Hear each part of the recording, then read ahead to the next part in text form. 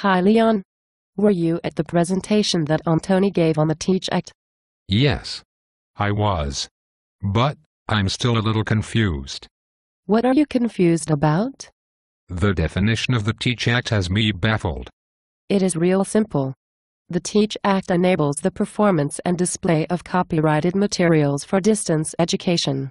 Before that can happen, the accredited, not-profit educational institution must meet qualifying requirements. I think I understand. But it's still a little cloudy. Remember it this way. The Teach Act's primary purpose is to balance the needs of distance learners and educators with the rights of copyright holders. I don't get it. Why go through all the trouble of creating another law? It is because copyright laws and fair use guidelines were written for a face-to-face classroom setting. As you know, distance education is much different. So, the Teach Act expanded those laws to apply in the digital environment. Yes. Under certain restrictions. The use of copyrighted materials in a digital environment do not require the permission of the copyright holder. How is the Teach Act related to other copyright laws? It is important to understand that the Teach Act serves as an extension of existing copyright laws. And that extension will allow libraries and e-services to continue to provide a valuable service to distance education learners. Yes. Do you remember what Antony said about how many times copyrighted materials can be used under the Teach Act? For an indefinite period of time. Just as long as the material was obtained legally. Yes.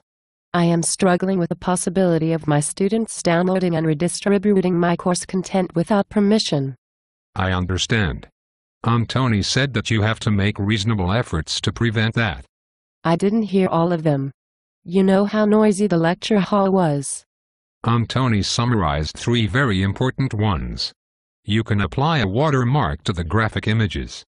You may be able to restrict printing. Finally, you can use low-resolution images. Thank you. Do you remember what Antony said about public domain? And fair use? Yes. He made a very interesting point about it. How so?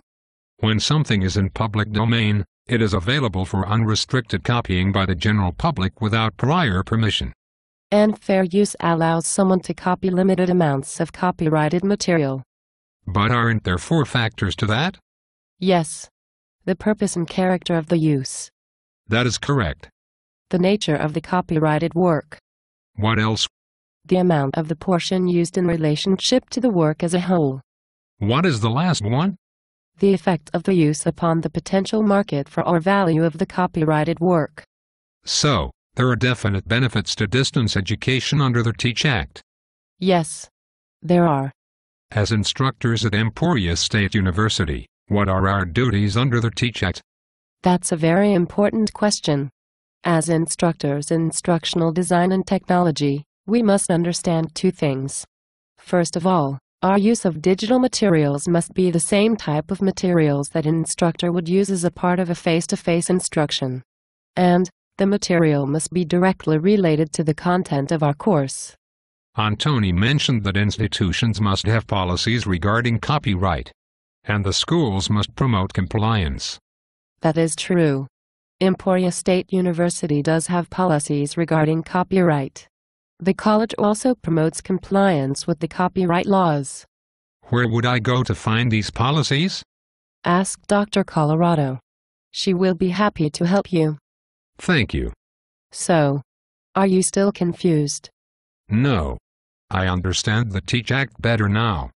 Remember, if you were in doubt about copyright laws or the Teach Act, you should always ask someone. That is good advice. I will remember that. Well, it is getting late. I have to go back to my office. I have to enter exam grades into Blackboard and check my email. Okay. Thank you for your help. You're welcome. Bye. Bye.